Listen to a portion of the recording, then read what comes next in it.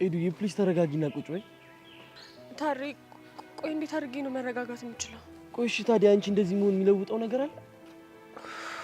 ቆይ አሁን በዚህ ሰዓት አለመጨነቅ እችላለሁ? እሱስ ልክ ነሽ፣ አለመጨነቅ አይቻልም።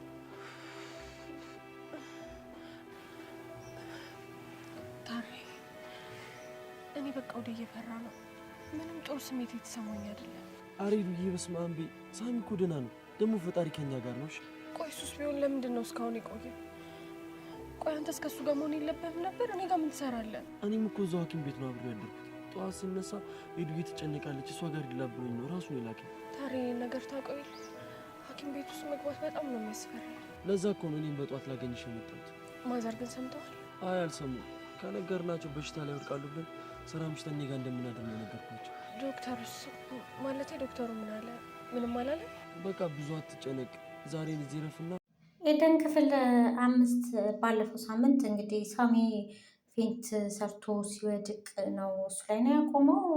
ሰላም ጤና ይስጥልኝ ውድ የሲፈን ዩቲዩብ ተከታታዮቻችን እንዴት ናችሁ? ዛሬ 6ን ይዘንላችሁ መጥተናል።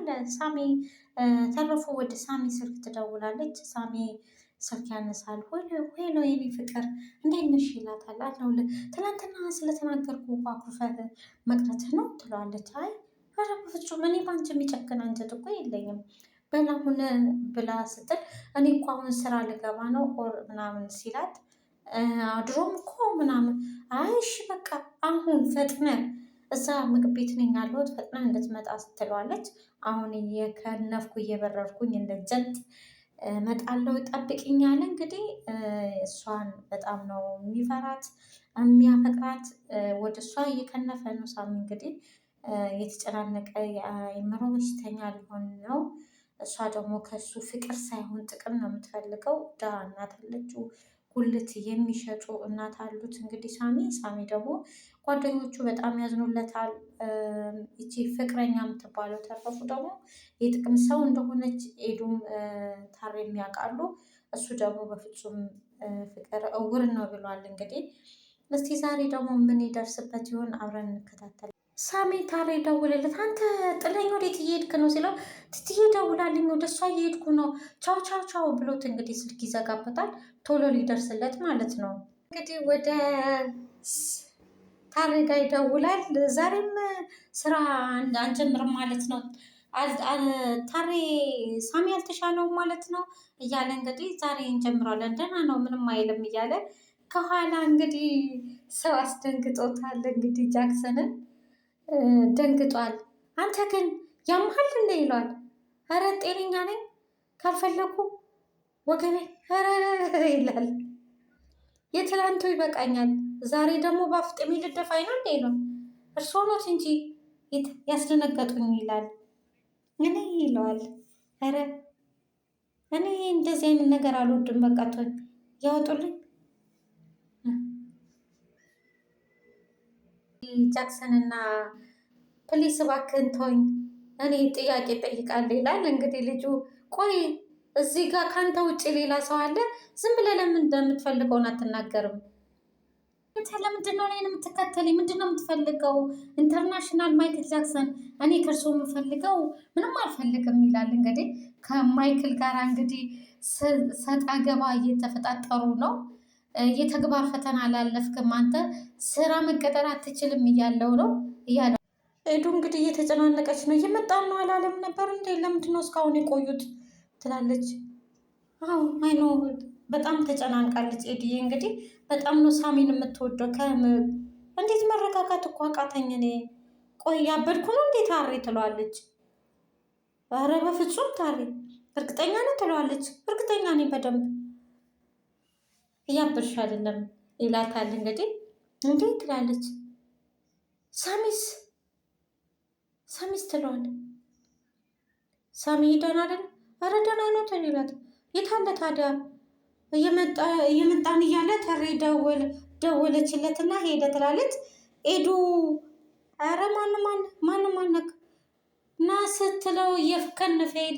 ይሄ ምን አይነት ብሽቅ ነው እያለው እንግዲህ ሁሉም እንግዲህ ተበሳይተውበታል። እንግዲህ ወደ ተረፉ ጋር እንደሄደ ሲያውቁ ታሬና ኤዱ በጣም ተበሳይተውበታል። እሱ እየከነፈ እየሄደ ነው ወደዛ። ኤዱዬ ማንሳት አልችልም ይቅርታ ይላታል። እንግዲህ ስልኳን ስትደውልለት አላነሳም አለ። ይጠራል አያነሳም። ከዛ ከፊዚ ጋር ሆኖ እንዴት ያነሳል እያለ እንግዲህ ደወለለት። ታሬም ደወለለት ደግሞ ማለት ነው። ታሬ ማንሳት አልችልም አለው።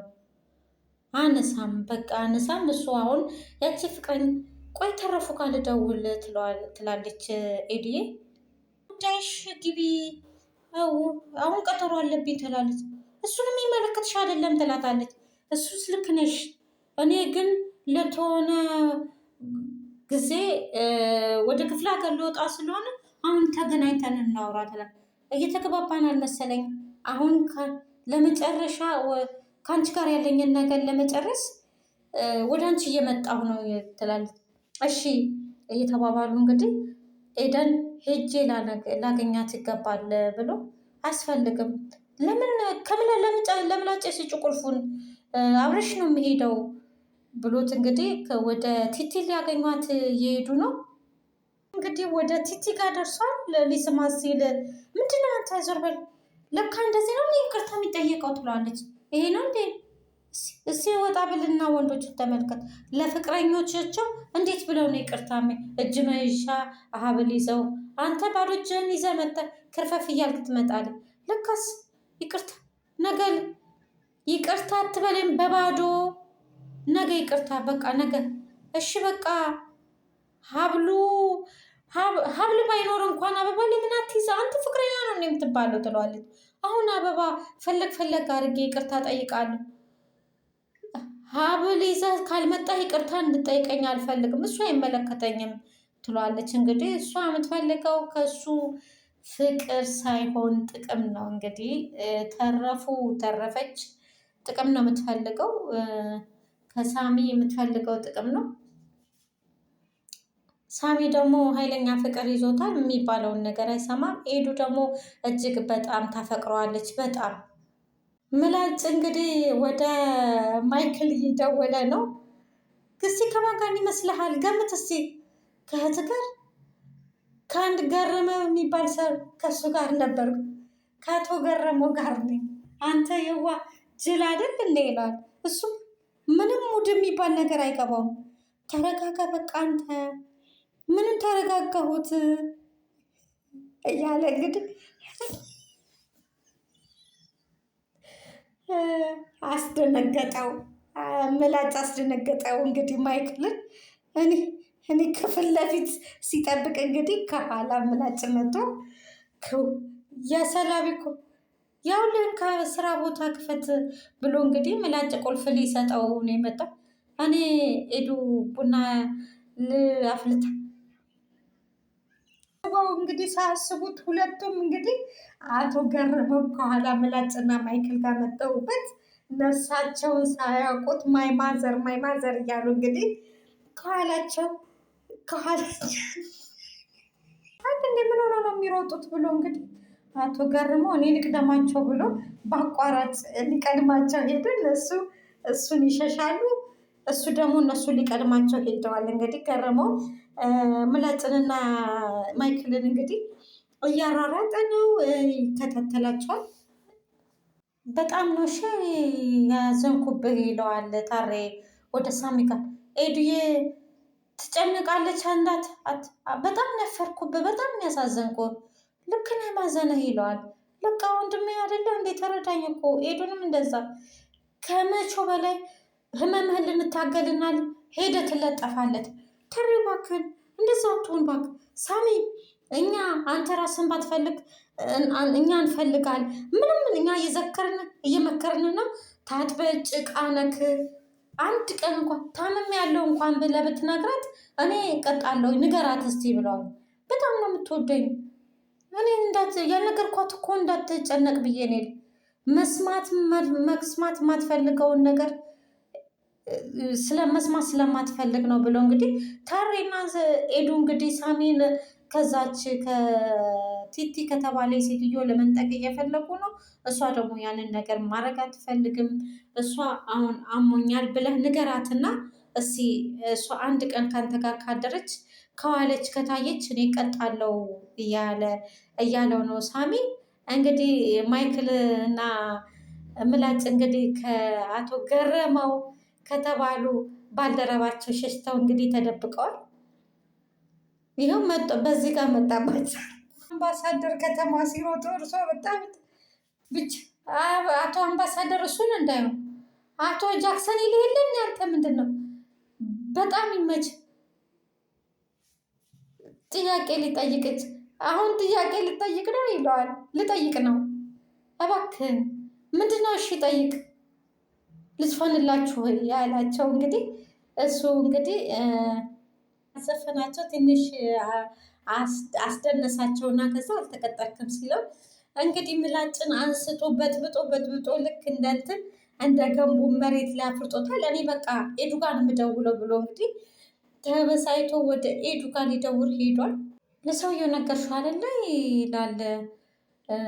ይላል ሳሚ እንትና ያት እቺ ሴጣን አውሬ ናትና ተጠንቀቀት፣ ይቺ በፍጹም ነው ማላምናት ብሏል። እንግዲህ ታሬ ወደ ተረፉ ጋር ኤዱ ስትሄድ በፍጹም ነው ክፋቷ ጥግ እንደሆነ ስለሚያውቁ የብር የጥቅም ሰው ስታይ ሰላም አልመስልም። ደግሞ ለእግዚአብሔር ሰላምታም መኮራት ሴትዮ ወደ መጣሽበት ጉዳይ ትገቢ ትላት። ይኸው መጥቻለሁ። ምንድን ነው የምትፈልጊው? ተናገር። 100 ሺህ ብር እፈልጋለሁ። ያን ያህል ብር የለኝም። 50 ሺህ ብር ላገኘልሽ ይቻላል። ከ100 ሺህ ብር በታች ጥቅጥቅ ልግዛሽ እኮ አላልኩሽም። ምንድን ነው ልግዛሽ እኮ አላልኩሽም ትላታለች በፍቅር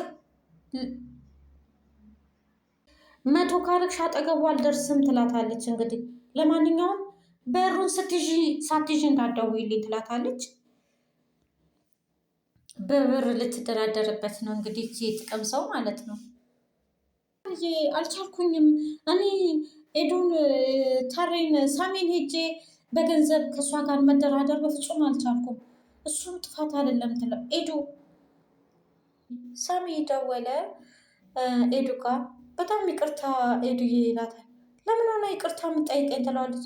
እናንተ እየጠበቃችሁኝ እኔ ወደ ሌላ ጋቦካ። ኧረ ምንም አይደለም። እኔም የማደርገውን በጣም ነው የምወድሽ።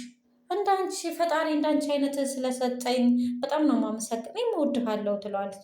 እንዳንተ አይነት ወንድምም ስላለኝ በጣም ነው የማመሰግን። ስለ ሁሉም አመሰግናለሁ ይላታል። ሳምዬ ግን አንተ ደህና ነህ ትለዋለች። በጣም ደህና ነኝ። ዛሬ ያደረግኩት ነገር በጣም እኔ አንተ ደህንነት ብቻ ነው የሚያሰማኝ። እሺ ሳምዬ ጣልተን እንዳልታረቅን ታውቃለህ አይደለ ትላለች። አውቃለሁኝ። ምንድን ነው እሱ? እስከ ዛሬ ስቀብጭብኝ ምንም እንዳላልኩሽ ለአንቺ የምንነገር ነገር አለ? ጥሩ የምትወጂ ነገር እናቴን የጉሊት ስራ ታግዣታለሽ ይላታል። እኔ ሲቲነኝ የጉሊት የምሸጠው ይላታል። አላረገውም። ስለዚህ እኔና አንቺ ነገር እዚህ ጋር ያበቃል ትላል። ትርዬ የኔ ፍቅር ኧረ ተው አሁን ያልኩሽን ነገር ታደርጊያለሽ አታደርጊም ይላታል። አንተን የሚያስደስት ከሆነ አደርጋለሁ ትላለች። ድሮም እኮ እንደምትወጂኝ አውቃለሁ። እነ ታሬን ካገኘኋቸው በኋላ እመጣለሁ ይላታል። እንግዲህ አይ ታሬ ዝም ብሎ እኮ ነው ስለ ህመሜ ብነግራትም ራሷ አትርቀኝም እኮ ይላል። እንግዲህ እናቴን ጉልት እንድታግዣት ነው የምለው ቲቲ ነኝ እንደ ጉልት የምሸጠው ብላ እንግዲህ ተምነቅንቃለች። ስለ በሽታዬን ብነግራት እኮ አትርቀኝም ብሎ እንግዲህ ታሬ ሳሚ ወደ እነ ታሬ እና ኤዱ ጋር እንግዲህ መጥቷል። ሳሚዬ ብላ እንግዲህ ቅፍ አድርገዋለች። ኤዱ እጅግ በጣም ነው የምታፈቅረው የምትወደው። ታሬም ትናንትና በጣም ነው እኮ ያስደነገጥከኝ ትለዋለች። መቼም ቢሆን ላጣህ እንደማልፈልጋል መቼም ቢሆን እኔም ላንቺን ላጣሽ አልፈልግም። ውጤንም ስትሬስ ብቻ ነው እንዲህ ያሉክ ትለዋለች። አዎ ኤዱዬ ሳሚዬ ስመት አትደብቀኝ ትለዋለች። ስትሬስ ብቻ እንዴት እንደዚህ በተደጋጋሚ ጥልሃል?